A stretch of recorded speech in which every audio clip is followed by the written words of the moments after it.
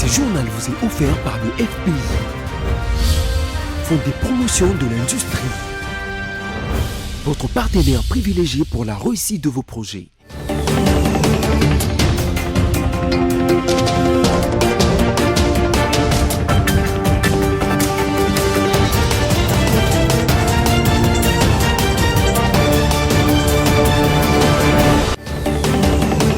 Vous êtes sur BC Télévision et vous faites bien. Bonsoir et bienvenue dans ce journal. Et voici les titres de ce jeudi. Selon la décision prise aujourd'hui par le parquet général de Kinshasa-Gombe, il faut encore 5 jours d'attente pour que le sort de Vital Kamerhe soit connu dans le procès en appel de 100 jours. Et puis, Conseil supérieur de la défense présidé mercredi 15 juin à la Cité de l'Union africaine par le chef de l'État, Félix Antoine Tshisekedi, sur la situation sécuritaire dans l'Est du pays, entre autres mesures arrêtées, la suspension de tous les protocoles d'accord et conventions conclus avec le Rwanda. Et enfin, on décrit une décision illicite du côté du FCC après invalidation de 5 députés nationaux, dont 4 de cette plateforme politique. Et voilà tout pour les sommaires. Encore une fois, bonsoir et bienvenue si vous nous rejoignez. Nous ouvrons ce journal avec cette information en bref prévue en principe pour ce 16 juin. Il faudra encore attendre 5 jours pour connaître le sort de l'ancien directeur de cabinet du chef de l'État et président de l'Union pour la nation congolaise, Vital Kamerhe, et ses co-accusés. C'est ce qui ressort de la décision prise ce jour par le parquet général de Kinshasa-Gombe qui réjuge le concerné. Celui-ci est impliqué dans le détournement des fonds alloués au programme de 100 jours du président de la République. À l'issue du Conseil supérieur de la défense présidé par le chef de l'État, Félix Antoine Tshisekedi, au sujet de la situation sécuritaire dans l'Est du pays, il est recommandé entre autres la suspension de tous les protocoles d'accord et conventions conclus avec le Rwanda. On écoute le porte-parole du gouvernement, Patrick Mouyaya, qui lut le compte rendu. Le président de l'État et commandant suprême de forces armées de la République démocratique du Congo et de la police nationale congolaise, Son Excellence M. Félix Antoine Tshisekedi Tshilombo, a présidé ce mercredi 15 juin 2022 à la Cité de l'Union africaine à Kinshasa une réunion extraordinaire du Conseil supérieur de la défense élargie aux présidents de 2 chambres du Parlement et aux responsables des services de sécurité. Tirant les conséquences de cette situation et consécutivement à la réunion du 27 mai 2022, le Conseil supérieur de la défense a pris des mesures suivantes. 1. L'exigence faite au Rwanda de procéder au retrait immédiat de ses troupes sous couvert du groupe terroriste M23 du sol congolais. 2. La demande formulée au gouvernement de la République démocratique du Congo de suspendre tous les protocoles d'accord, accords et conventions conclus avec le Rwanda. La faction la plus maîtrisée de la milice Codeco, dénommée Union des révolutionnaires pour la défense du peuple congolais, a présenté mercredi 15 juin 2022 à Bunia son acte de cessation des hostilités du gouverneur des l'Ituri, les lieutenants Luboya Kanchama Johnny. Regardez. Décidément, l'heure de la paix a sonné en Ituri. L'acte d'engagement de cessation des hostilités signé par la milice Codeco bar IRDPC à l'issue du dialogue intracommunautaire Lendu a été lu par ses miliciens puis remis au gouverneur militaire de l'Ituri ce mercredi 15 juin à Bunia. Toutes les factions de ces groupes armés décident d'arrêter les hostilités et adhérer au P2RCS. Nous remercions le président de la République, son Excellence Félix Tshisekedi Antoine, pour nous tendre encore la main. L'IRDPC bar Codeco et il sera toujours favorable à toutes les initiatives du chef de l'État pour restaurer la paix en Ituri. La communauté Lendu qui a restitué le dialogue intracommunautaire tenu à Reti du 1er au 4 juin dernier plaide pour une mise en œuvre rapide du programme de DRCS pour mener à bien cet engagement. Au gouvernement de la République démocratique du Congo de tenir compte de la ferme volonté de la Codeco à respecter son engagement au processus de paix. D'accompagner et ou encadrer cet acte d'engagement de la Codeco de cessation immédiate des hostilités par les actions concrètes. De son côté, la société civile de l'Ituri estime qu'une étape importante de la pacification de l'Ituri vient d'être franchie grâce à l'administration militaire. Nous sommes dans la joie parce que nous arrivons à cette étape. L'Ituri a besoin de la paix, on a besoin de voir la reconstruction de notre province et ce maintenant. Pour des députés provinciaux et chefs coutumiers de Djougou, le gouvernement doit accompagner cet acte d'engagement. La population iturienne attend la paix, la cohésion. C'est de voir la manière dont son Excellence, Monsieur le gouverneur militaire de la province, est en train de s'investir. Nous avons été témoins de son accompagnement à terme de stratégie pour que effectivement cette cérémonie d'aujourd'hui puisse être une cérémonie réussie. Quand on est face à un processus, il peut y avoir des circonstances malheureuses à enregistrer, mais que cela ne soit pas une occasion de remettre les gens au cas du départ. Le gouverneur militaire de l'Ituri, le lieutenant général Luboyanka Chamadjoni, salue cet acte d'engagement avant d'inviter le milicien Codeco à continuer sur cette voie. Je tiens à les féliciter et à les encourager. Il y a des gens qui vont peut-être combattre. D'autres encore vont dire, mais c'est un honneur que vous avez offert, monsieur le général, peut-être le chef de bureau, au président de l'ORI. Non, c'est un honneur qu'on offre à la République. Il est temps pour que d'autres groupes armés qui hésitent encore à s'engager pour la paix en Ituri puissent saisir la main tendue du chef de l'État, Félix Antoine Tshisekedi Tshilombo, dont les soucis majeurs restent la pacification de l'ensemble de la province, en fait d'entreprendre deux actions de développement.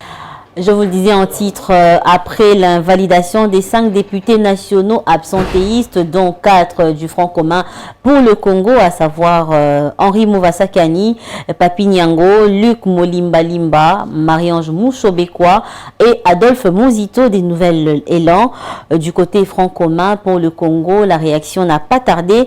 Celui-ci a dénoncé cette décision qu'il qualifie d'illicite pour la famille politique de Joseph Kabila. Cette commission a été composée en violation du règlement intérieur. Je vous propose de les écouter. En même temps, la période qui a été considérée pour invalider les députés nationaux est celle concernée par la période de Covid où le gouvernement a exigé des mesures de distanciation et le gouvernement lui-même tient jusqu'à ce jour des réunions en distanciel pour éviter la contamination par le Covid. Le bureau de l'Assemblée nationale avait décrété que seuls 64 députés devaient siéger à l'Assemblée nationale et cette mesure n'a jamais été levée. Et paradoxalement, nous nous rendons compte aujourd'hui que cette commission non seulement a siégé, la procédure en plénière n'a pas été respectée, qui veut que, en cas de rapport d'une commission, un débat est engagé. Invalider des députés nationaux comme s'il s'agissait de simples va-nu-pieds. On ne leur donne même pas la chance de s'expliquer. Même pas la chance de s'expliquer. Le règlement a été complètement bafoué. Si c'est comme ça que nous devons continuer, alors, sincèrement, je suis en train de me demander si cette assemblée a encore toute sa place. Il est important que le bureau puisse se rétracter parce qu'on n'a pas donné la parole à ceux qui sont incriminés et qui étaient dans la salle, qui ont demandé la parole pour s'expliquer. On ne leur a pas donné l'occasion de s'expliquer. La Chambre haute du Parlement a clôturé sa session ordinaire de mars le mercredi 15 juin 2022. Une session qui a été en tout cas riche en production législative et contrôle parlementaire. Dans cette chambre, dans son speech, Modeste Bati Lukwebo a lancé un appel au soutien général des FRDC. Josué Kalamba nous donne les détails. Le Sénat a clôturé sa session ordinaire de mars le mercredi 15 juin 2022. Une session qui a été riche en production législative et contrôle parlementaire à la Chambre haute. Pendant les 3 mois de la session, le Sénat a notamment produit 22 projets et 4 propositions de loi. Au chapitre de contrôle parlementaire, les Sénats ont identifié 10 questions orales avec débat, une intervention à l'endroit de certains membres du gouvernement et des gestionnaires d'entreprises publiques de l'État. Au cours de la plénière de clôture mercredi 15 juin, le président du Sénat, Modeste Batilou-Kwebo, a brossé la situation du pays sur le plan sécuritaire et social. Véter. C'est ici le lieu pour moi et l'opportunité de saluer les efforts que ne cesse de consentir pour la recherche de la paix. Le président de la République, son Excellence Félix Antoine Tshisekedi Tshilombo, et les vaillants éléments de nos forces de défense et de sécurité opérant dans le cadre de l'état de siège et dont les résultats sont palpables. Au demeurant, je salue la condamnation unanime par la communauté internationale du groupe rebelle M23 ainsi que leurs commanditaires. Dans cette même perspective, je félicite en passant le gouvernement de la République à travers le Conseil supérieur de la défense pour toutes les décisions courageuses prises dans le cadre de la gestion de cette crise avec la rébellion du M23. Pour sa part, le Sénat joint sa voix à celle du gouvernement pour condamner à son tour ce comportement récidiviste, ignoble et macabre du groupe terroriste M23 sous le parrainage d'un pays voisin. Dans son discours de clôture, le président du Sénat a épinglé avec satisfaction les avancées significatives enregistrées dans tous les secteurs de la vie nationale, notamment sur le plan sécuritaire, social, culturel, environnemental et tant d'autres. Rappelons qu'au cours de cette dernière plénière, dès la session de mars, le Sénat a adopté la loi d'habilitation autorisant le gouvernement à légiférer pendant les vacances parlementaires. Les sénateurs ont aussi adopté le rapport de la commission paritaire Sénat-Assemblée nationale sur la loi électorale après avoir harmonisé les vues sur les questions des divergences. Et puis à la Chambre basse du Parlement, c'est le vice-président de cette institution, André Mbata, qui a présidé mercredi la plénière de clôture de la session de mars. Plusieurs questions ont été abordées lors de cette plénière, notamment l'examen des cas d'absence non autorisés et non justifiés de certains députés. Encore une fois, Josué Kalamba. Le rapport de la commission spéciale et temporaire chargée d'examiner les cas d'absence non autorisés et non justifiés au cours de la session de mars et septembre 2021 a été examiné lors de la plénière du mercredi 15 juin 2022, présidée par le premier vice-président de l'Assemblée nationale. Étant la sensibilité de la question et des honneurs qu'entraînerait une telle déchéance, un huis clos a été décrété sur cette question précise. À l'issue de ces débats, 5 députés ont vu leur mandat invalidé. Il s'agit d'Henri Movasakani, Adolphe Muzito, Papi Nyango, Marie-Ange Moshebekwa et Mouni Mbalimba. Mais bien avant ce point, la plénière s'est attardée sur l'audition et adoption du rapport de la commission mixte paritaire Assemblée nationale-Sénat chargée d'aplanir les divergences apparues lors du vote de la loi électorale en termes non indiqués. La mission n'ayant pas réussi à aplanir ces divergences, notamment autour de sanctions aux membres de la CENI et l'attribution de l'office du siège à la femme ayant obtenu le plus grand nombre de voix, la plénière a choisi de faire appliquer l'article 135 qui stipule qu'en cas de désaccord persistant, c'est le texte de l'Assemblée nationale qui est soumis au chef de l'État pour promulgation. Par ailleurs, 8 suppléants ont vu leur mandat validé en remplacement des députés ayant opté pour de fonctions incompatibles au mandat des députés nationaux. Tout à fait autre chose à présent, élimination des pratiques néfastes affectant les enfants, progrès sur les politiques et pratiques depuis 2013 est le thème retenu cette année. Il s'agit de souligner le besoin urgent d'éliminer toutes les pratiques néfastes et de faire progresser la réalisation des droits de l'enfant en Afrique. Pour rappel, le 16 juin 1976, les enfants de Soweto en Afrique du Sud avaient été massacrés sous le régime de l'apartheid par la police. Les faits nous sont rappelés par Bernadette Kamango. La journée internationale de l'enfant africain vise principalement à rappeler les manifestations survenues en 1976 à Soweto. Ce 16 juin, les lycéens sud-africains ont déclenché des actions de protestation contre un système éducatif inspiré par l'apartheid. Ce jour-là, les écoliers manifestent contre la décision du gouvernement d'imposer l'Afrikaans, une langue des bourses qu'a instauré l'apartheid. Ce dernier veut l'imposer dans l'enseignement de certaines matières, dont la géographie, les mathématiques, l'histoire. Devant leur école, la foule des milliers d'enfants manifestants enfle. Ils comptent marcher dans tout Soweto, mais la police n'est pas disposée à le faire. Celle-ci leur donne ordre de se disperser. Refus. Dans un premier temps, les policiers lâchent les chiens sur la foule. Ensuite, pour amplifier la panique, ils lancent des grenades lacrymogènes avant de tirer à balles réelles. Une première victime, un garçon de 13 ans, Hector Peterson, atteint dans le dos. Agonisant, il est porté dans les bras de son camarade, le visage ravagé par la douleur. La scène, qui a été immortalisée par une photo qui fait le tour du monde, mettra le feu à Soweto. Les enfants sont alors rejoints par d'autres habitants de Soweto qui se transforma en un clin d'œil en un véritable champ de bataille. L'émeute gagna l'ensemble du pays en quelques jours et le 21 juin, on annonça officiellement 575 morts, dont 2 blancs et plus de 1000 personnes blessées. Face à l'ampleur du drame, le régime sud-africain fut contraint de retirer la circulaire sur l'Afrikaans. Restez avec nous, la revue de presse, c'est tout de suite.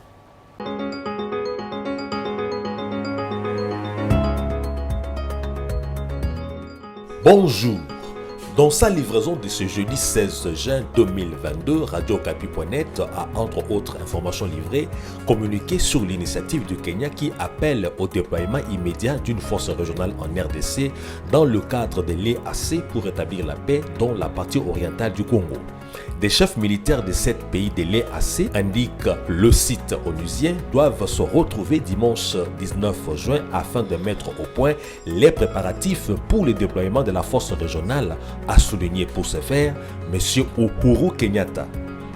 De son côté, sur son site, l'agence congolaise de presse a écrit sur la réunion extraordinaire du Conseil supérieur de la défense sur la situation sécuritaire dans le territoire de Rutshuru, réunion présidée par le président Félix Tshisekedi. Et de renseigner là-dessus que la réunion s'est tenue mercredi 15 juin à la Cité de l'Union africaine et qu'elle a été élargie aux présidents des 2 chambres du Parlement et aux responsables des services de sécurité, renvoyant au communiqué officiel du Conseil sous les liens disponibles sur le site acpcongo.com. Quant au forum des As.net, qui a aussi écrit sur la guerre imposée à la RDC par le Rwanda sous le masque du M23, dont l'un de ses sujets à la une, la terre, nerf de la guerre, souligne Adolphe Muzito, forum des As.net révèle que le leader de Nouvel Élan s'attaque aux racines de la question en remettant sur le tapis la problématique de la souveraineté et de la défense d'un territoire impressionnant par sa taille et par ses richesses, du sol comme du sous-sol, double facteur de convoitise de ses voisins. Il questionne comment évoquer la souveraineté du peuple tant que les terres confisquées depuis Léopold II n'ont jamais été restituées à leurs propriétaires originels que sont les communautés locales. C'est par cette matière à réflexion soumise par Adolphe Muzito à l'opinion congolaise que nous mettons un terme à cette revue de presse. Portez-vous bien chez vous.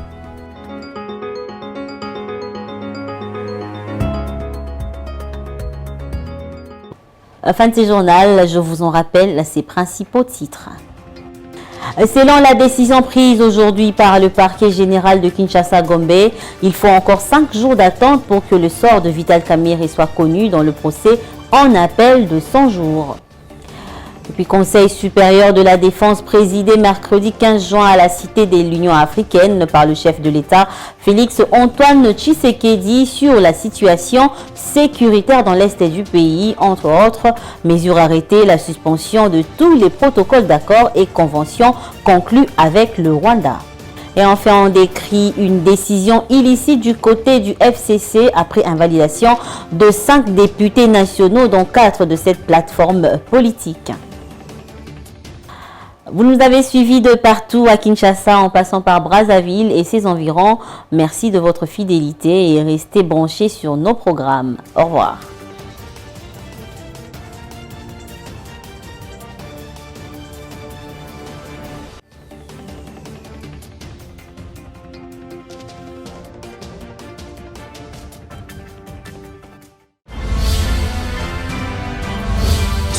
journal vous a été offert par le FPI, Fonds des promotions de l'industrie, votre partenaire privilégié pour la réussite de vos projets.